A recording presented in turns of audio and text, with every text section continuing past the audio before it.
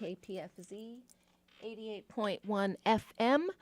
We are in Lake County, California, in Lakeport, city of Lakeport, and we're here to talk about your good health and energy. I was not here right at 5 o'clock today, so that happens sometimes. Working on my vehicle, so that should be taken care of soon. And this is the only time I've ever been late here. So want to thank my good friend Allen Markowski, who's here in the studio with me, and he does a lot of the AV, which is the audio visual. We do live streaming on YouTube and on Facebook, and so Alan was here in the studio, and he was able to put on some music for y'all to listen to until I could get into the studio here. So wow, it's so crazy just getting here at the last second and throwing everything together. But I do have some stuff prepared to share with you today. And as always, I'm here to answer your health and energy questions. You can call us at 707-263-3435. If you tried to call a little earlier and you couldn't get through, the phone was basically off the hook.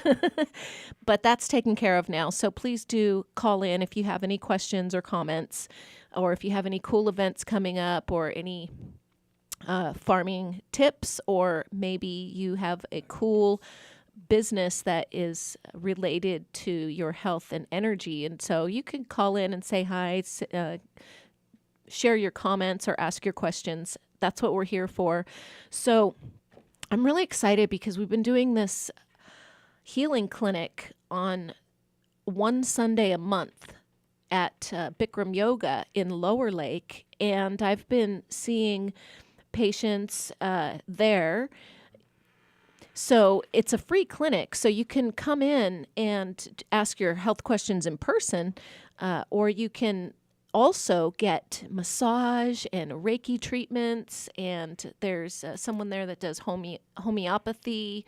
It's not always the same healers that are volunteering, but there is always a variety of things that you can do, and there's usually a potluck that we have. So it's on this Sunday, March 13th at Bikram Yoga. It's from noon to 4, and if you'd like to get in to see me, you can give me a call. My number is 707-800-9799, or you can send me an email at quantumenergyshift@yahoo.com. And we can set up a time so that way you're sure to get in and see me, because I do have a lot of folks coming down, and I want to make sure that I get the opportunity to see everyone and help everyone that is interested.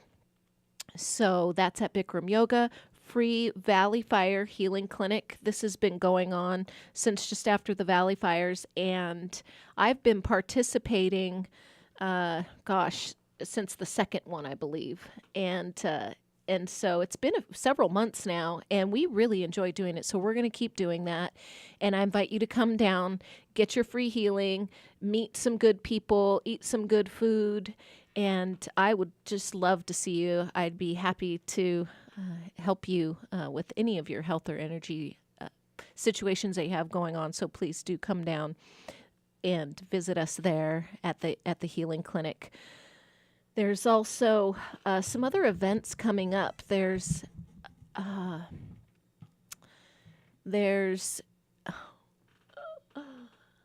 women's weekend that Ancha's doing, and a healing art workshop that Ancha's doing at the Spirit Lake Hermitage. So if you want to know more about that coming up, please go on to spiritlakehermitage.com, and you can get all the information there. And if you have questions, there's a way to contact her through her website, spiritlakehermitage.com.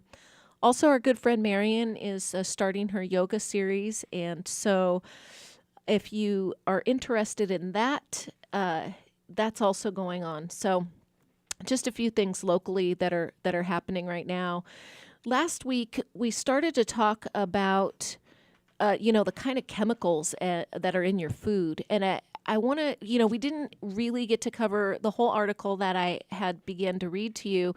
And we didn't really fully cover the topic because, we had calls and we got people participating that, had other things to talk about, or even some things that were related. But, in any case, we didn't really finish that up. And so I want to talk to you about that a little bit more, because this is really important. We trust our government to take care of us and to make sure that we're safe, and safety in our food and in our medicines and, with our health. In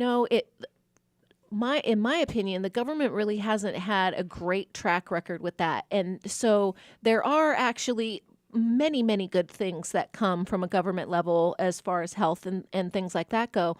But I don't want you to blindly trust, what's written on a package or what has been approved by the government without, really looking into it. If you're interested in being healthy, if you're tired or you're overweight or you have pain in your body or you're not feeling good, you're sick, there's things that you can do health-wise that are going to make a really big difference. And one of the biggest things is nutrition, because food is medicine. And if we are kind of pointed in a confusing direction where food is concerned, it can cause problems, and then we're not really aware of why we're having these problems. So, for example, why do I say if we're pointed in the wrong direction as far as food goes? Well, for example, let's just take like our food pyramid, for example. So we are encouraged to, at the bottom of the food pyramid, to eat mostly grains. We can eat up to, I think it's 11 servings a day of grains, right? So that's supposed to be the biggest food group that for our health, according to the food pyramid put out by the USDA, the U.S. government. So, I have a couple problems with this. So one thing is that, first of all, the USDA's job was or is to help farmers be able to stay in business, basically. And so, but kind of what's happened is that, our biggest crops are corn, soy, rice, and wheat. And those are all grains. And those are the farmers, the industry that is being subsidized largely. And so the vegetable farmers, and the fruit farmers aren't necessarily subsidized, especially not to the degree that these grain farmers are. So to me, it feels like a conflict of interest to have the USDA putting out the food guidelines when at the same time, their biggest interests are grains and meat.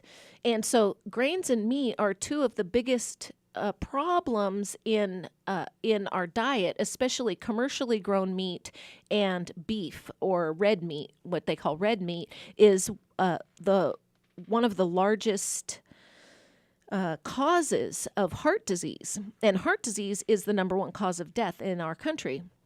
And so that's one thing that that I'm have a problem with the USDA writing our food guidelines for us and basically telling us that we should be eating all these grains. Grains in our body basically turns into sugars and makes our body hold on to fat, or turns into sugar, then turns into fat in our body. It causes a strain on our livers and other body parts. So I'm not saying don't eat grains, and I'm not saying they're bad. Definitely, there's definite nutrition there, but you want to be eating whole grains, and you also want to be eating grains in moderation. So that's the other thing, is that the healthiest thing that we can be eating are whole foods grown out of the ground, the type of food that we have had before we had corporations making our food. And so that's pretty simple. Just think about what our great-grandparents ate or maybe even before that. But, everything was whole. These are whole foods. And so the types of grains that are available to us nowadays are processed grains. And one of the problems, of course, is the heavy, heavy pesticide use on our grains, which ends up in our bodies. And we have to get those pesticides out of our bodies. It's not easy if we don't have a plan or we're not actually doing something about it. Okay. So if vegetables are the most nutritious food there is, and not only that, but if all the nutrients our bodies need to do all the work that our bodies know how to do, if all those nutrients are in the vegetables and in the fruits to some degree too, especially berries, then why isn't that our largest food group? Okay. And then the other thing too is if you look at the food pyramid and you look at the vegetables, there's potatoes in there, and potatoes are another food that acts like grains in your body. And so if we're eating mostly grains and we're having potatoes and meat, which is pretty much what most people are eating, besides junk food, which, that's probably the biggest category right now. And so many things that even are masquerading as health foods are actually junk foods as well. So, these are things that we need to understand, things that we need to know and be aware of. And so our vegetables are really the most important foods that we have. The others are nuts and berries and fruits, and, grains in moderation, some animal products in moderation if you are going to eat animal products. According to a lot of the studies out there, heart disease and cancer, which are our two leading causes of death in the nation, are caused or brought on largely by the consumption of animal products and grains, processed grains, I should say. So, we really need to know that. And really interesting, not to go too far off the topic, but the third leading cause of death in our country is iatrogenic causes, which means hospital and doctor caused death. Okay, so having the wrong medicines, having too many medicines, not detoxing your body from having to take medicines, surgeries, all of these kind of things. So those are actually the third leading cause of death in our country. So how do we avoid these main three causes of death? We can really do that with some good vegetables and also berries, nuts, and there's some superfoods too that you definitely don't want to leave out. Some of them are spices. And then there's things like probiotics, which you find in your kombucha and really well-made yogurt. Most yogurts out there are like a pudding, basically, like a fruit pudding, which is basically a junk food. So a lot of the yogurt, unfortunately, is now junk food instead of being a superfood full of great probiotics for your body. But if you can get the really good yogurts with minimal sweeteners, or maybe just fruits juice sweetened, or coconut nectar sweetened, that type of thing, or plain yogurt's really awesome. With you can use it in place of sour cream, and it tastes really great, and it gives you a ton of the nutrients, the probiotics that your body can really use to stay healthy without giving you a bunch of junk food on the side. And while I'm saying this, at the same time, you definitely want to read your labels and make sure that it is a super healthy recipe, because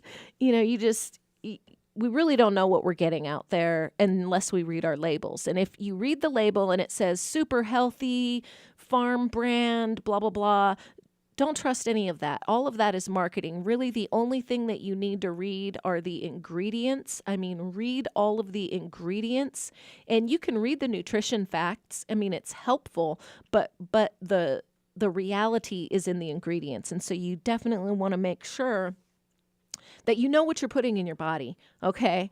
So last week, we talked a bit about what chemical cocktails are in your food. And there are definitely additives that you want to avoid. And we talked a little bit about high fructose corn syrup last week. That is the number one additive that you want to avoid. However, I hate really numbering things in order of priority because you can just say, well, these things are either good or they're bad. You can pick one. And if you say this one's the absolute worst and this one's not so bad, I don't know. I just think if there's a lot of chemicals in something that you're choosing, that it's not good. And so better isn't necessarily better, or less worse isn't necessarily better. So with high fructose corn syrup, even though it is, pretty much the number one thing that you want to avoid, there's also so many other things out there that can cause just as many problems. And so high fructose corn syrup, that's in so many things right now. It's in a lot of our drinks, our beverages. It's in our breads. It's in our peanut butter. It's in our breakfast cereals. And I mean, I could go on, but really simply just read the label and you'll see where the high fructose corn syrup is located, or even fructose normally comes from corn. Even if it's not called high fructose corn syrup, a lot of times it comes from corn. And so you definitely want to look out for that. Fructose is metabolized directly into fat. It stores in your fat cells. And if you're not eating good vegetables and you're not eating high quality good fats, it's going to get stuck there, and so then you're working on detoxing this stuff out of your body. And along with the corn syrup comes, all of the pesticides that they're spraying on the corn. And that's not even to mention the genetically modified popularity of the corn. So those are definitely things that you want to keep in mind. We don't really need fructose. If you want to get fructose, eat an apple. Another thing, when people are trying to avoid high fructose corn syrup and sugar and all of that, they're like, well, I'll do these artificial sweeteners. I'll do these low-calorie sweeteners. They're supposed to be more healthy, more nutritious, and that is not true. So a lot of the artificial sweeteners are different than alternative sweeteners because you can use coconut sugar, and you can use like a xylitol, like a plant-based sweetener, but they're not artificial necessarily. And the artificial sweeteners are like aspartame and things like that, sucralose. You want to look at your labels and really just make sure that you're not getting these foods. So according to this article that I was reading us last week, I'll just read you a little bit about aspartame. It has been found to have the most pronounced effect, but the same applies for other artificial sweeteners such as sucralose and saccharin. Weight gain is actually only the beginning of why artificial sweeteners should be generally avoided. So isn't that ironic? So you get this like 0-calorie thing, you get these low-fat snacks and treats, and they're using these artificial sweeteners, and guess what? They actually cause weight gain, not weight loss. And anybody who uses them as a regular part of their diet could probably tell you that. And if they can't tell you that, you could probably just by looking at them tell them that, because this is a huge problem we're having. It's like a lot of things that are going on in the world right now. The media's taking care of it for us, and so if the media and the talk shows and everybody says low fat's the way to go, and you get the fat out of your food, and you put in artificial sweeteners, and you put in corn syrup, and you put in all these processed grains, all of these things turn into fat in your body, and a much worse type of fat than just actually getting regular healthy fat from your diet, from olive oil, coconut oil, avocados, avocado oil, things like that. Things that have these good, healthy fats in them. If you're going to do animal fats, I would do farm-raised, organic animal products in moderation. And those are also so much better than this other stuff that we're talking about. So there, in the article here, it says further that inflammatory bowel disease may be caused or exacerbated by regular consumption of the popular artificial sweetener called Splenda, which is sucralose. So it doesn't have to be the brand name; it could be any kind of sucralose. It inactivates digestive enzymes and alters your gut barrier function. And so, if you're having any stomach or digestive system problems from one end to the other, any of these type of problems, you really want to get these things out of your diet that are causing inflammation, that are causing problems in the regular function of your digestive system. And so artificial sweeteners are off the list. Just take those out. I'd much rather see you having some raw organic honey, some xylitol. There's so many other things. If you have to have a little bit of sweetness in your life, which we all like a little sweetness, then you look into that and leave those artificial sweeteners out, because we just really don't need those. And really, the more we start eating organic food, the more we start eating fresh vegetables, and the less processed junk food we're eating, and artificial sweeteners, high fructose corn syrup, MSG, and all that crap, the less demand there is for it from the public, the less we're going to have to be faced with it at the supermarket. Aloha. Oh, that was going to be a caller, but dial tone time. So we're trying to stream live on Facebook, after facebook.com, after the / it's love, LOVE, Laureen, LAUREEN. We're still not having great success here. We absolutely need to get a faster and stronger internet presence here at the radio station. If there's anybody who has an office in the building who would like to allow us to run an internet, a wireless internet out of your office, we would be willing to pay for that ourselves. We would pay for an upgraded, super strong internet.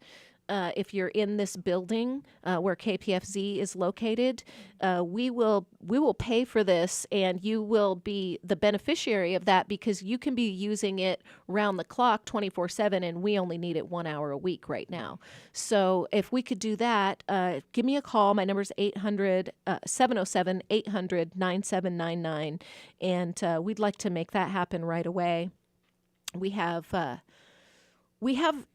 because we're not streaming online, because KPFZ is no longer online, we've just lost a huge part of our audience, which we had people all over the world listening and calling in, and now it's kind of like crickets around here. So if you are local, and you have health questions about yourself, your family, go ahead and give us a call here, 707-263-3435. We have about 10 minutes left this hour, and we'll be back next week from 5 p.m. to 6 p.m. With brand new, great working parts on my vehicle. So I'm really looking forward to that, because we've been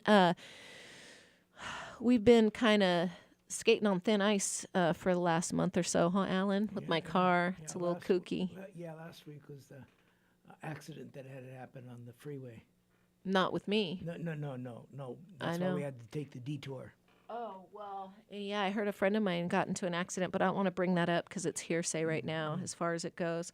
Aloha, thanks for calling back. You're on the air with Laureen. Hi, Laureen. This is Squatch. Hey. How you doing? Good. How about you? Good. I've got a doozy for you today. I don't know if you may or may not be able to help me with it. Okay. I was on testosterone therapy, where I was having to inject syncopate testosterone for energy into myself every 2 weeks. And my heart doctor did some tests, and he started doing some tests because I started feeling numbness in my right toe. It started in my right big toe, and then it moved to the other toes. Huh. He did some other tests, and he they found where I have some tissue in one of my heart muscles that's affecting my heart. And as you know, I have a heart defibrillator and a pacemaker, and I'm on 24-hour oxygen already with hypoxia. So what the issue is now, the reason I started on the testosterone therapy about a year ago is because my testosterone, because of my health issues and a lot of it because my heart wasn't getting enough oxygen, and that affected other parts of me, it dropped from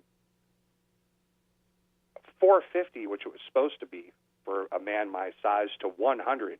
So that's why they put me on the therapy. And up until recently, it was running about 400, and I'm supposed to be 450, so I was really close. Mm-hmm. Well, now they've said because of this tissue issue with my heart, I'm going to have what's called an ablation, Mm-hmm. where they go in through the side of my heart and they go up to the side of my groin with the camera and they burn away the tissue with a microwave. Mm-hmm.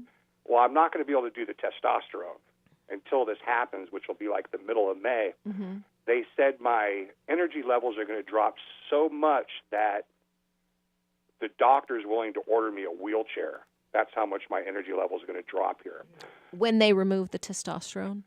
No, yeah, because I've already, I'm supposed to take my shot today. Mm-hmm. So today's day one of not having it. Mm-hmm. They said every day my levels could drop. It's like 90% chance that they will. Mm-hmm. So by 2 weeks from now, when I'm 2 weeks out from not having it, they said I could be sleeping 16 to 18 hours a day. The doctor's even ordering, said that he'll order a wheelchair if needed. I know this is a doozy of a question, but I'm wondering, is there any other supplemental energy things out there I could take to increase my testosterone level? Because I can't do caffeine. I can't do chamomile. And I don't want a bunch of artificial stuff anyway. I wonder if there's anything out there besides, I ride an exercise bike, but that's going to get less and less and less with not having any energy. Right. So I'm just wondering if there's anything out there in the health world that's safe, that's not a testosterone supplement, that would help boost my testosterone altogether. Yeah. That's a great question. So, one of the big things is, getting the nutrients that you need and keeping a variety of super nutritious foods, because when you're doing like coffee and sweet sugars and things that kind of give you a hit, you're actually exhausting your adrenals. You're using your adrenals for energy. So it's kind of like an artificial energy anyway. So it's not necessarily, an option, I guess you would say. And so you're definitely going to be getting all of that extra stuff that you need hormonally, the more super dense, nutritious stuff that you use. And, we've talked about superfood some. I'll send you, a superfood handout so that you can get some ideas of just some things that are densely nutritious. Like the kombucha, is that one? Well, kombucha is good because it has a lot of the probiotics that help your digestive system, and really your immune system basically lives in your digestive system. It is a good thing overall, but I'm thinking of like blueberries, things that are densely packed with nutrients. How about like unsalted almonds and stuff like that? Would that? Absolutely. And see, that's another thing is the almonds are rich, and nuts in general are rich in zinc, and zinc it plays a really important role in regulating the testosterone levels. And so other foods that have a lot of zinc are oysters, and beans, and some shellfish like crab and stuff, and lobster. So there's that. You want to pretty much eliminate sugar. Sugar is one of those things like caffeine that gives you that fake high, that makes you crash really hard. Really going into this, because you're going to be missing your first shot, what I would do is get some of those super densely nutritious food, which are like berries, nuts. There's some good mushrooms out there, things like that that have those really super dense nutrients, because that really is what you need so that your hormones can start working right. So there's things that you can do, like we said, exercise, Yeah, things I've like been that. exercising. I've been eating pretty well. I'll have a cheat day once a week. I don't plan it; it just happens with my nerves. That's fine. But I have been eating well. So another thing, Been eating, a lot better than I had been. I started eating. I hit 470 pounds, and wow. I started eating better. Probably since the beginning of the year. Way better than I was. And I have, like, in the house now, I have meat. I don't have any peanut butter. I've got nuts. I've got fruit. I've got vegetables. I don't have any processed food at all. Knocking out the peanut butter was a big part. No that's potatoes, no rice. I've got that Good. quinoa stuff. Oh, I'm so proud of you. The quinoa so stuff, I'm doing well. quinoa. I do have I don't have really a sugar tooth, so that's not really a problem with me. I have more of a savory tooth. I have to stay away from, like, Mexican food. Well, I mean, if you take jerky, if you take the tortillas and stuff out, the Mexican food's not so bad. If you're getting whole rice, whole beans, you can get some healthy stuff there. But we don't have a whole lot of time, so I want to make sure that, because I want to ask you if you're taking vitamin D right now, or D3. I can start taking it. Okay. I have a multivitamin I take. I have a... Okay, you want to optimize your vitamin D levels also when you're when you're thinking about naturally boosting your testosterone. Okay. So that's another one. So zinc, vitamin D, and superfoods I definitely do. And then if you can remind me, 'cause I'm just all over the place right now because I was late today, but I want to send you the handout with the superfoods on it to kind of make it easier for you, and see if you can just start throwing some of those superfoods into your snacking mix. Okay. Yeah, because some of them are real yummy and fun, and you'll enjoy it. Cool. Yeah. I have the multivitamin I have right now. It says it has 40 IU of D3. Is that enough, or do I need to take more of that than that? That's on the lower level. Okay, so I should be taking like 500? Let me. It's IUs. Yeah, it says IU. Okay, some of the stuff says MG, but that one says IU. Okay, so right now the research suggests that the average adult actually can take 8,000 IUs of vitamin D per day to elevate your levels. Okay, cool. Yeah, and that's a minimum for, like, disease prevention and stuff like that. Cool. So and then also we can talk a little bit about looking at your vitamin and mineral levels and stuff like that. But for now, I think we got to go because we're right at the top of the hour. Okay. I'll talk Okay. to you later. All right. Bye now. Aloha. Sorry, we're at the end of the show. We didn't get you in. Do you want me to pick up and talk to you after the show? Real quick, your caller, Google ginseng. Okay. Thank you so much. Have a great day. All right, so you're listening to KPFZ 88.1 FM in Lake County, California. I'm Laureen Lee, and I'll be here next week on Monday from 5 to 6 p.m. to talk to you about your health and energy. Aloha, and enjoy the rest of this beautiful day.